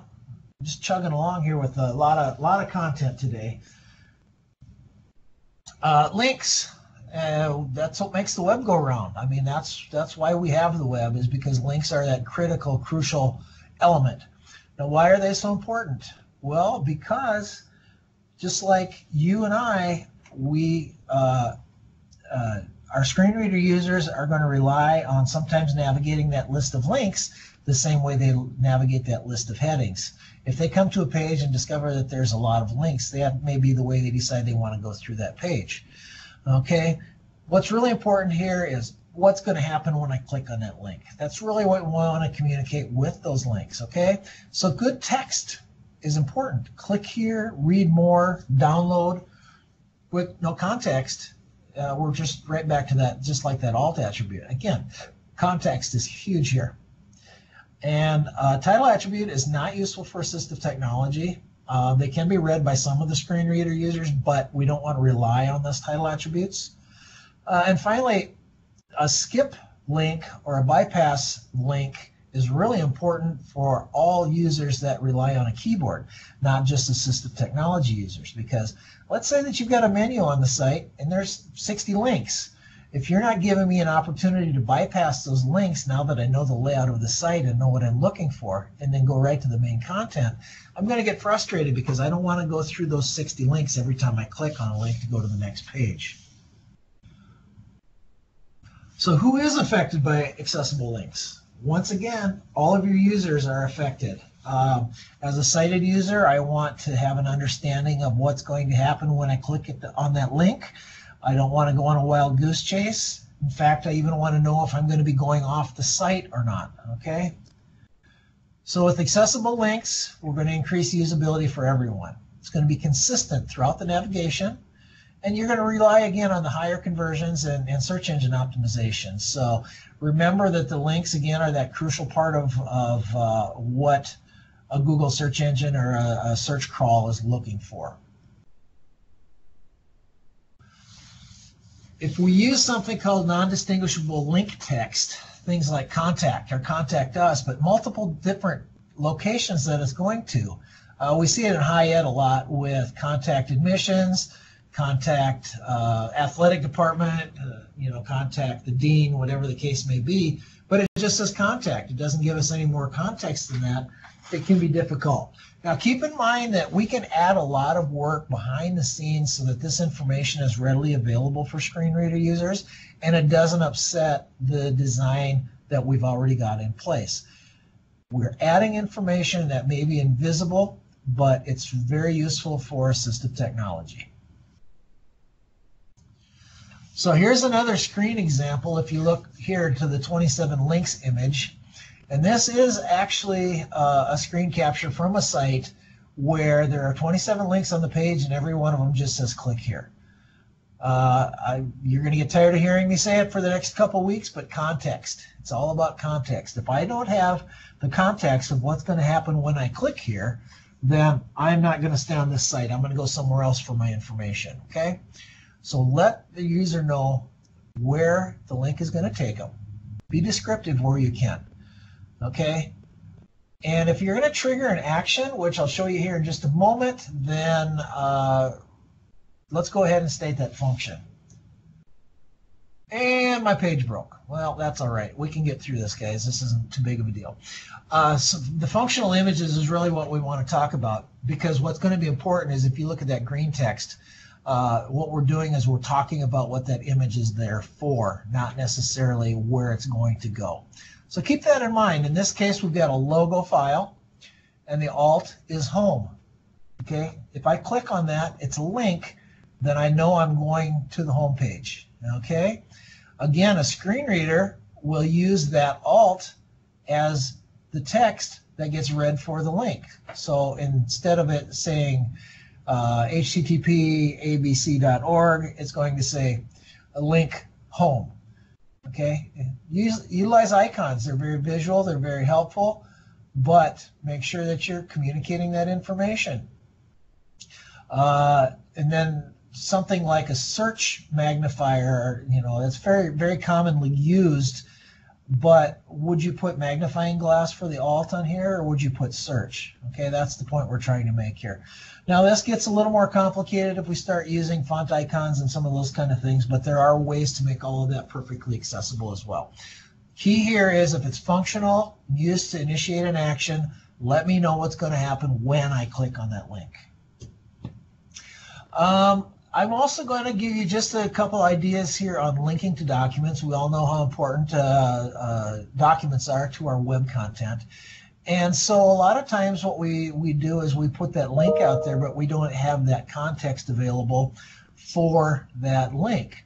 So we can simply add a little bit of information. In this case, you have an image, but it's really more decorative. It's more visual, okay? So let's put that decorative alt attribute on here. So then the only thing that's going to get read is going to be that April 2017 newsletter as the link.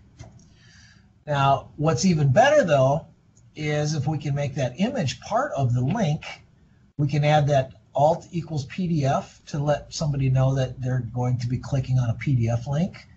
And so you see by the red box that we've actually used that link to wrap up the image as well as the text. So just some ideas on ways to improve for all of your users.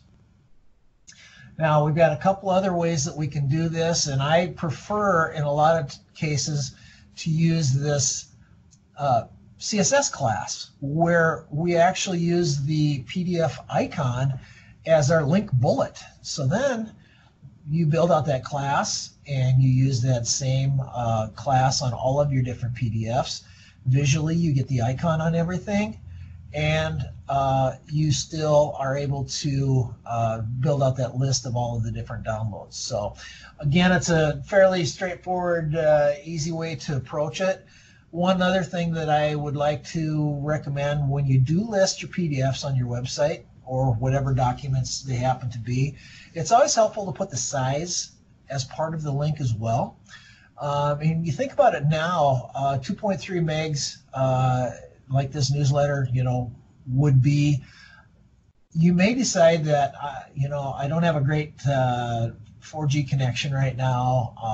I may wait until I get to the office to download this newsletter to read it because I'm on a mobile device. What you're doing is you're just sharing more information with your users and giving them the opportunity to determine whether they want to click on that link or not. So it's less of an issue now. We're getting better connection speeds and all this kind of stuff, but it's still really helpful so that your users know the size of the document before they click to download. Just a few suggestions.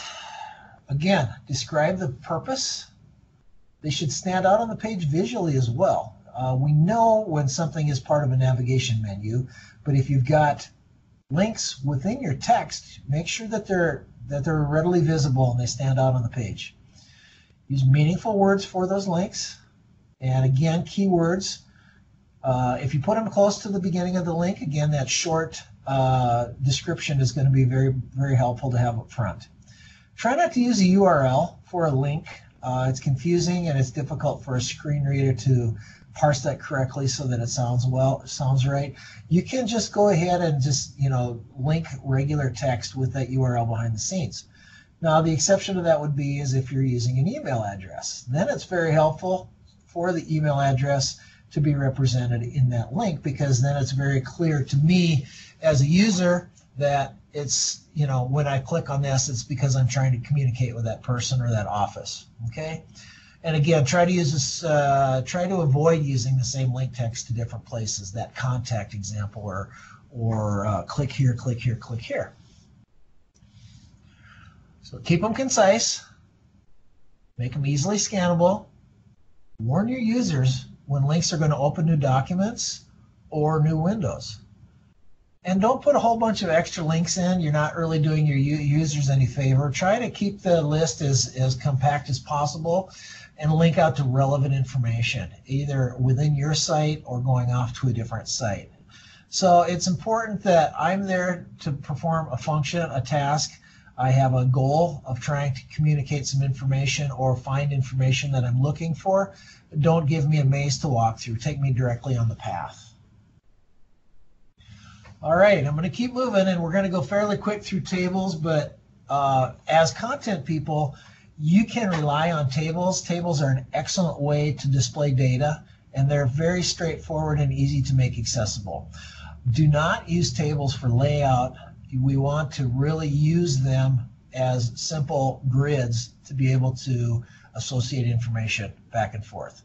So if you start getting really fancy and you have spans of rows and columns, and you've got a little grouping over here and an extra header there, and you're not doing any favors for your users. Okay, let's keep them simple and keep them in that grid format, and then make it easily readable for everyone.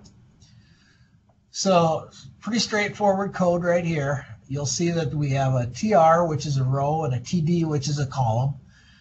And we just go through and list those. Okay, but we can make that first row into a heading simply by changing those columns to heading tags.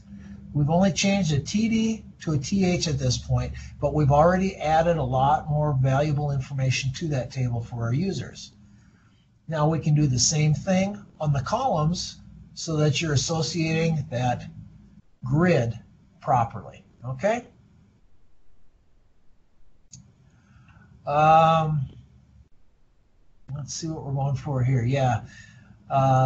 Same thing. You can set that row and column headers, and again, you can style those THs. In this case, the default styling really bolds these. So even if you don't do anything at all, you'll see that the heading is a little bit different than the regular text in the table. So, but you can style them, make them look however you'd like. You can color the background of the rows and the columns, and it's you can go crazy with that stuff, but the information is going to be readable. Now, one of the other things that we can do is we can associate those columns and those rows. This is more helpful when you start getting into a little bit more of a complex table, but it is important to understand that you can do an actual one-to-one conversion here. Now, what's really interesting about it, though, is when you want to make a row, you use call, and when you want to use call, you use row. I know it's backwards, and it takes a little getting used to, but that's essentially what you're doing. So you're associating those headers with a particular column or a particular row.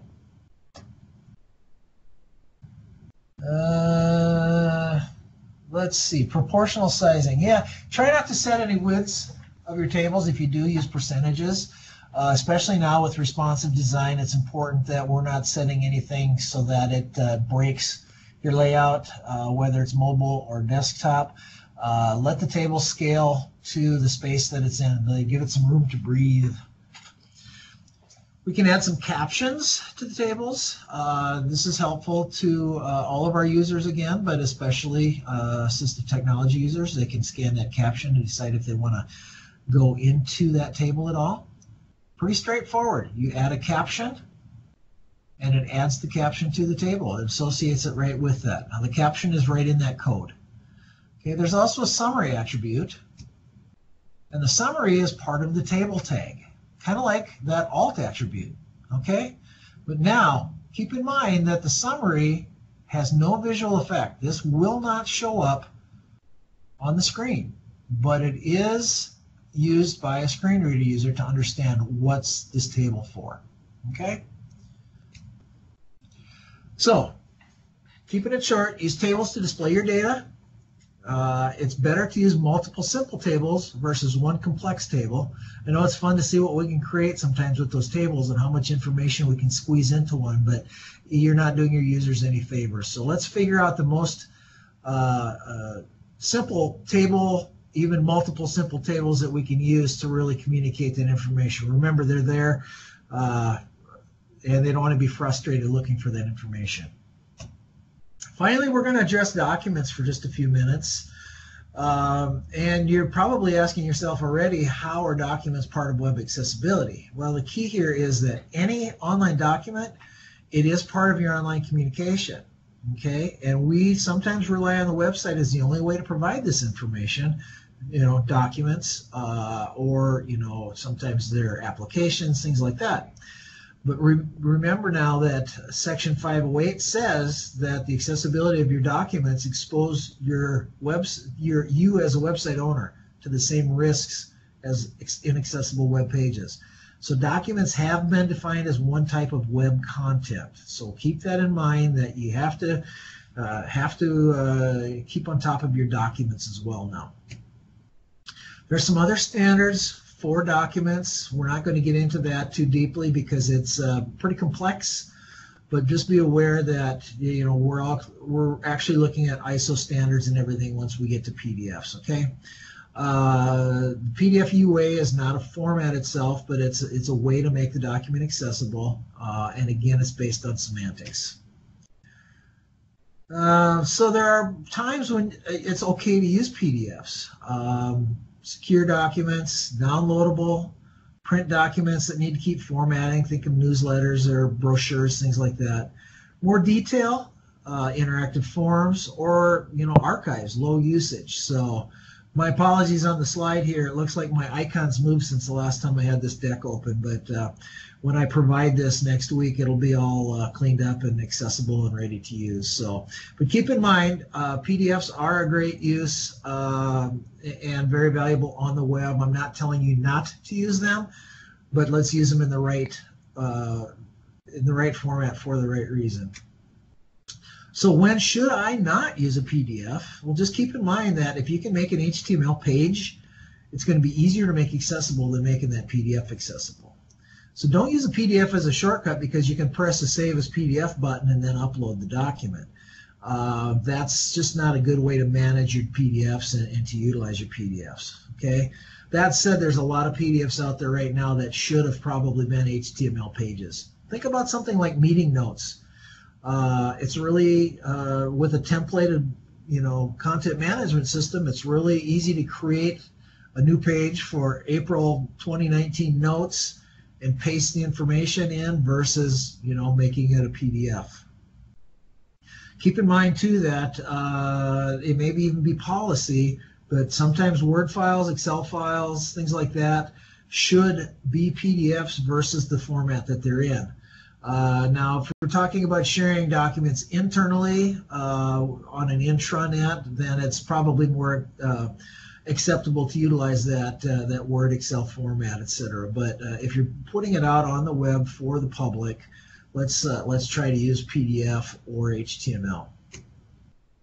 Well, who's actually responsible for making the PDF accessible? It's the responsibility of the office that is posting that document to make sure that that information is accessible.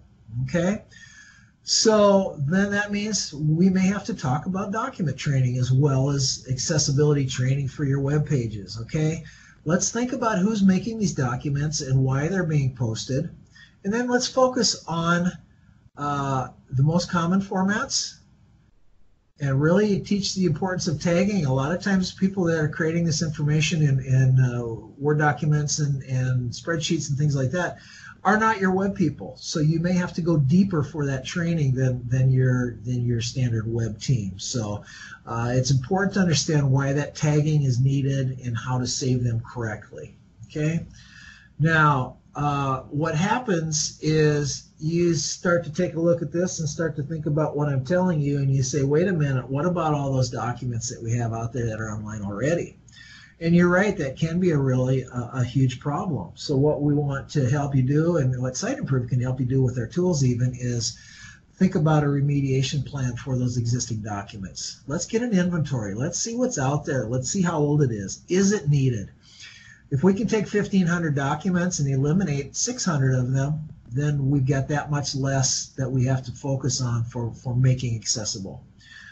Again, training is important. Let's prioritize. Let's use those numbers to figure out who's clicking on these documents and prioritize based off of where that activity is. Hey, you may have to. Kevin, yes. to interrupt you quick, I just wanted to let you know I took back over presenting because as you were talking about documents, I just wanted to get into the platform again to show. That's perfect because it's my last slide. Oh, perfect.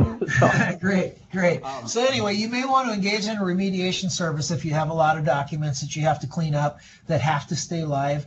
But let's build an approach. Let's draw a line in the sand and start posting accessible documents, and then focus on what's out there and get it cleaned up later.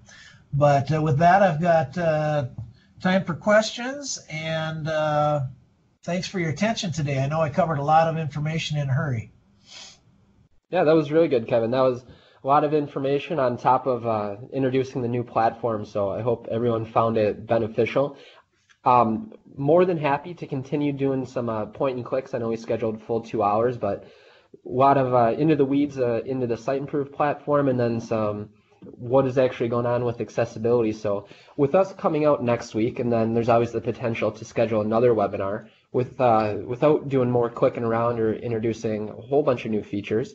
Wanted to kind of pause here and see if there is a bunch of questions. I know almost everyone that joined is still on, which is awesome to be able to see those numbers of the attendees. So I'd actually like to take the rest of the time to see if anyone has any questions.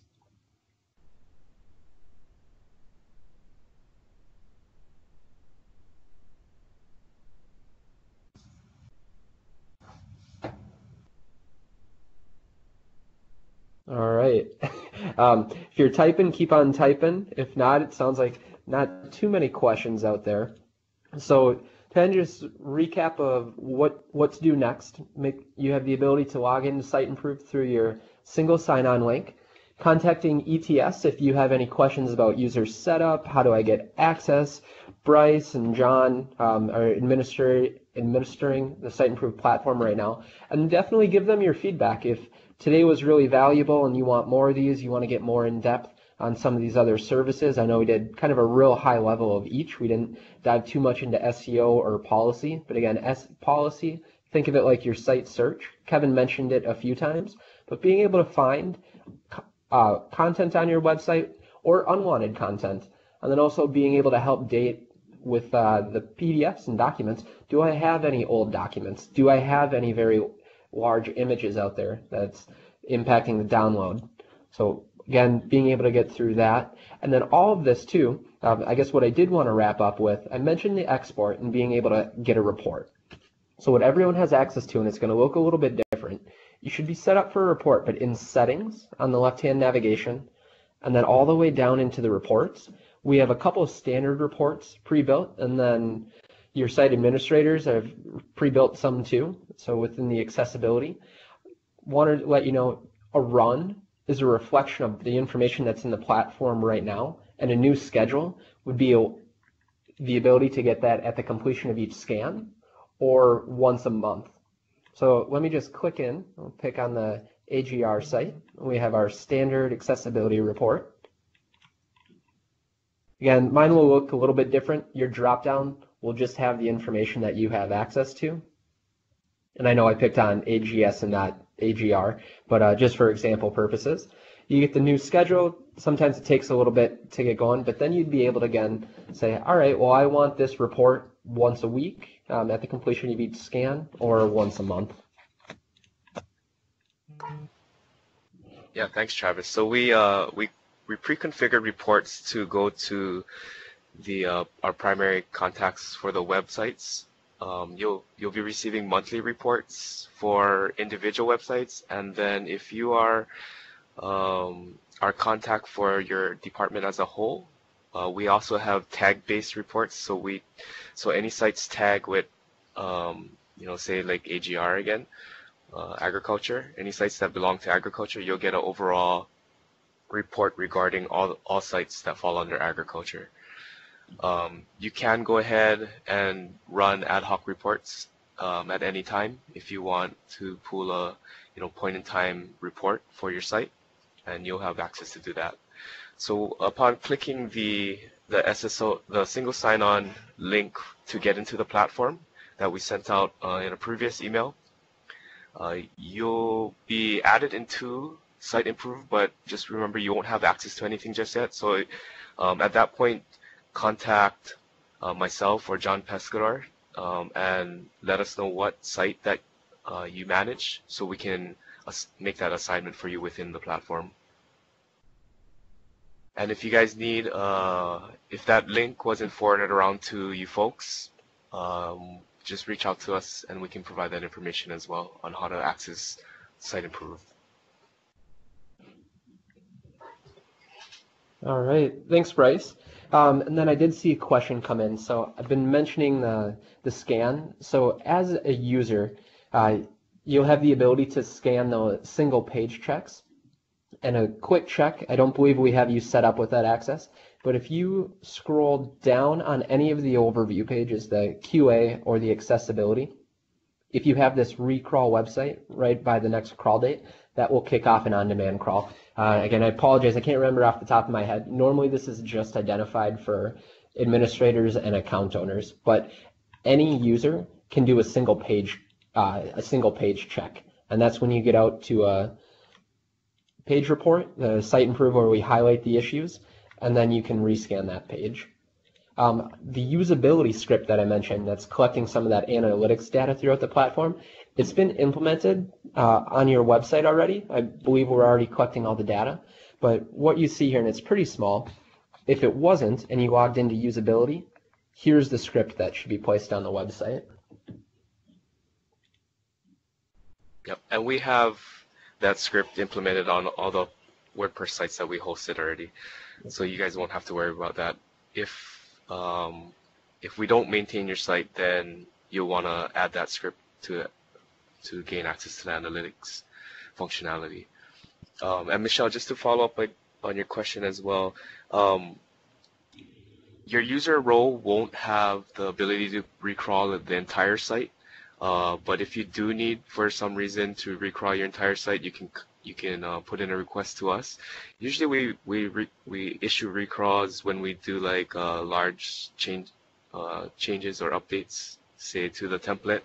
If we're fixing accessibility issues template-wide, statewide, we'll push out a full crawl.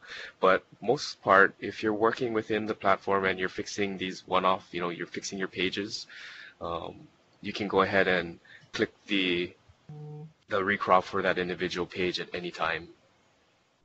So you can kind of see, has your change actually fixed the issue that was listed in Siteimprove. And Travis, can you go to the maybe the accessibility and the issues list for any site? Yes, navigating there now. Yeah, so as you work with these, and jump into one, I guess.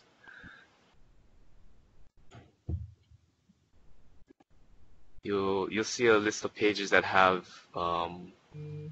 issues for this specific accessibility issue, and on the left here is that double arrow where you can recrawl a site page at any time. Also, if you click into that page Travis showed earlier, where you can recrawl that individual page.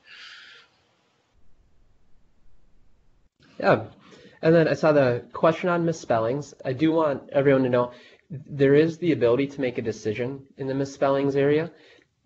I do want to let you know it does index it, and it's where I'd say be careful with it, because right now it is account-wide misspellings. But if it's a Hawaiian word and you say, we don't want this on our list, where I guess I'm saying this is I've had a user go in and they ignored absolutely everything. And then they had the conversation with everyone and say, well, why was this ignored? You can see Fred a couple of days ago, webmap confirmed as a misspelling. But in the decisions, you can always undo. But yeah, you have the ability, it'll be similar in this potential misspellings area. You have the ability to confirm as a misspelling or add to the dictionary, which tells us to stop flagging it.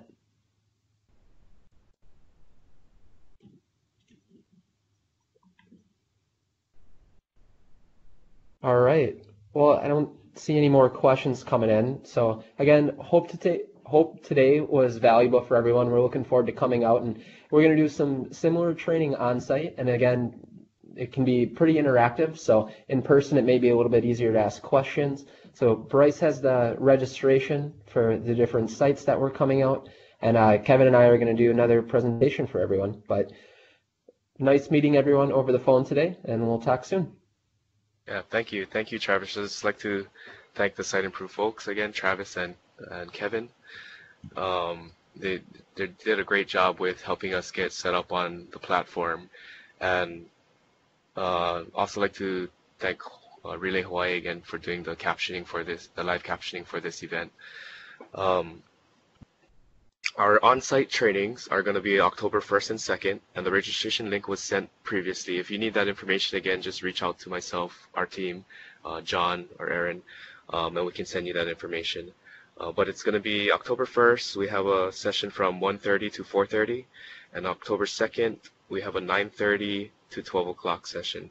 And this is going to be at the State Office Tower at Leopapa on the 14th floor boardroom. So we still have seats available. So if you're interested in joining us for the day, please register.